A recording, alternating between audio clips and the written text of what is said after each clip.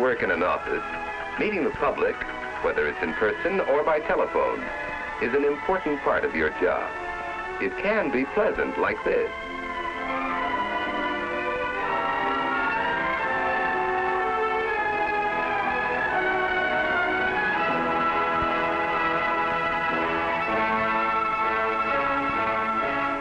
Or it can be like this.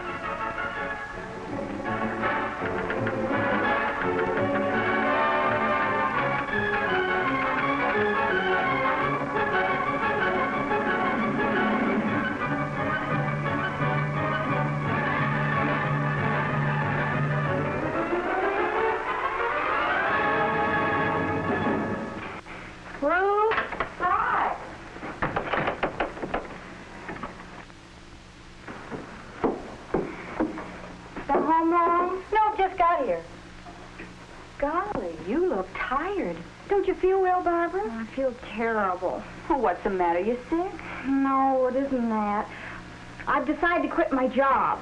Oh, what happened? Is it your boss? Oh, no, you know I like him.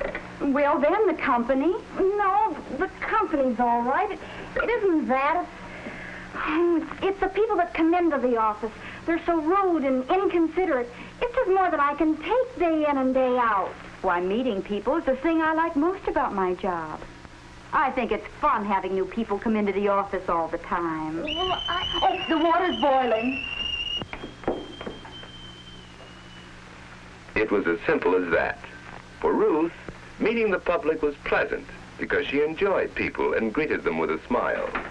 For Barbara, meeting the public was tiresome and unpleasant because her attitude was cold and uncooperative, sometimes even antagonistic.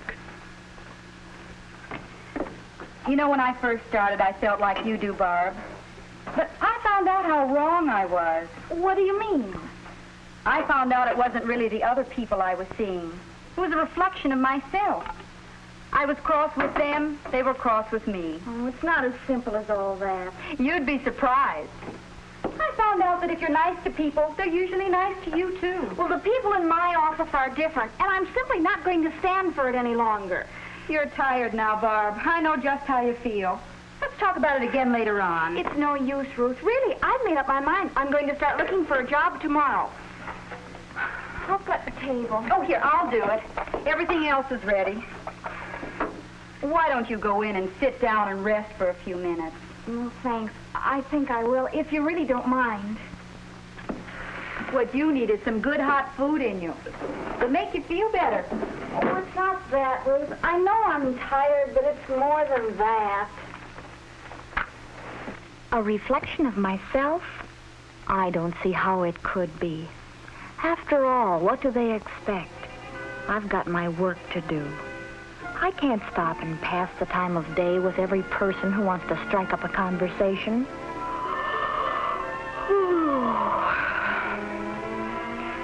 It isn't my attitude that's wrong. It's the people who come into that office. I'm going to look for another job.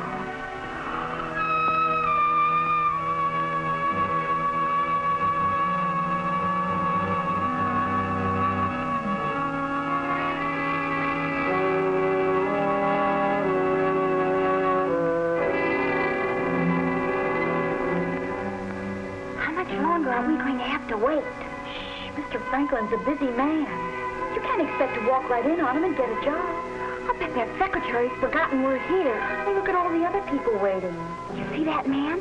He's one of Mr. Thompson's biggest customers. I have an appointment with Mr. Franklin. Dressed like that? Yeah. Do you? Well, I doubt if he'll be able to see you at all.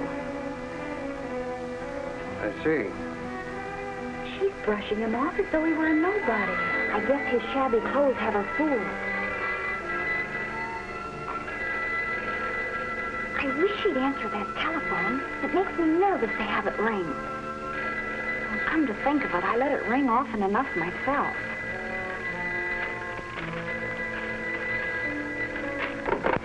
Hello. Yes. Who? Yes, this is Mr. Franklin's office.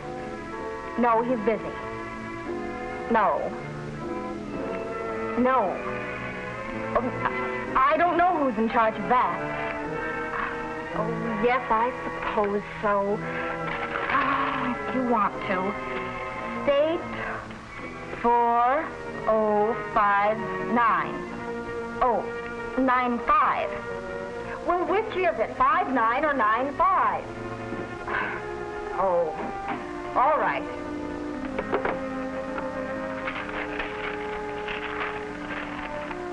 Yes? May I see Mr. Franklin, please? What did you want to see him about? I'd like to discuss that with him, if I may. Is it about a job? No, I represent the Bragdon Company.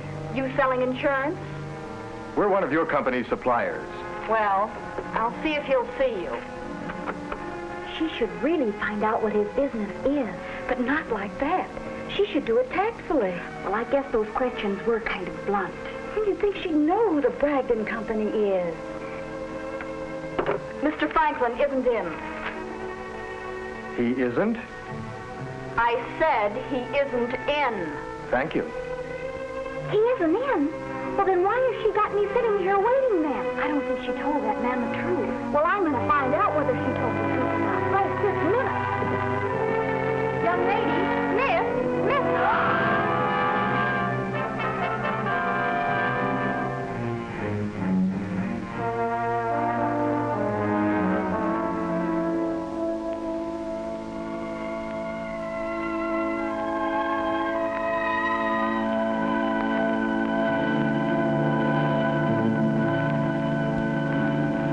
Sorry to wake you, Barb.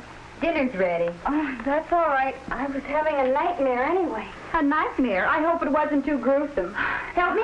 Yeah. Ruth, you know what you said before about seeing the reflection of ourselves? Yes? Well, I think I'm going to try it. That's fine, Barb. I know you'll find that if you're nice to people, they're usually nice to you, too. Now, how about some dinner? Gee, I didn't realize I was so hungry. In the days that followed, Barbara did her best to acquire a genuine interest in people, for she found that smiles are effective only when they're genuine. She carefully practiced the first basic rule in meeting the public, remembering and using names. Oh, yes, Mr. Borden. I'm sure that Mr. Thompson will be glad to see you. Of course, Mr. Farnsworth. I'm sorry, Mr. Pratt. She formed the habit of tactfully getting the name and business of every visitor and of introducing him in a pleasant, gracious manner. Mr. Thompson, this is Mr. Markham of Allied Manufacturing Company. How do you do? She learned to anticipate Mr. Thompson's needs and have ready for him material he might require during an interview. When it became necessary to interrupt an interview with information from Mr. Thompson, Barbara wrote out the message. It wasn't all easy. She made some mistakes, of course.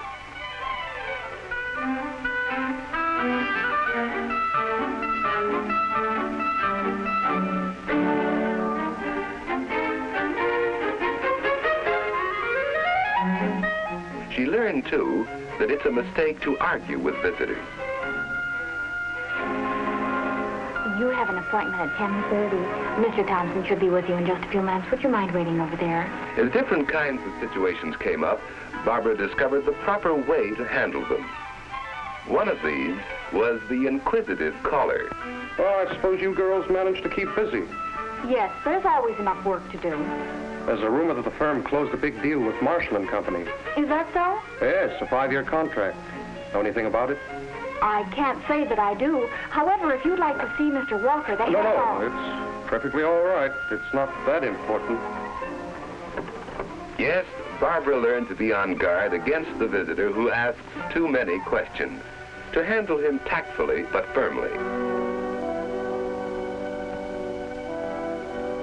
She learned how to turn away a visitor firmly without making an enemy of him. Can I make an appointment now for some time? Next week?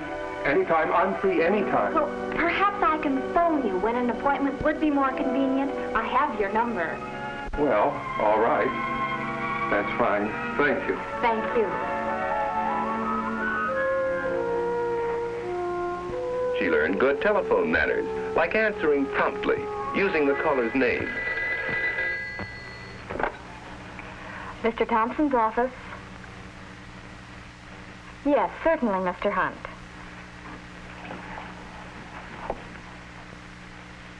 And getting the message right. She got into the habit of keeping a waiting visitor informed so that he'd know he wasn't forgotten. Mr. Thompson will see you very soon, Mr. Greenleaf. Oh, thank you. And of course, she became more conscious than ever of the importance of neat, simple clothing in the office. Above all, what Barbara acquired in the days that followed was a real understanding and liking of people. She found that smiles are contagious, that courtesy begets courtesy.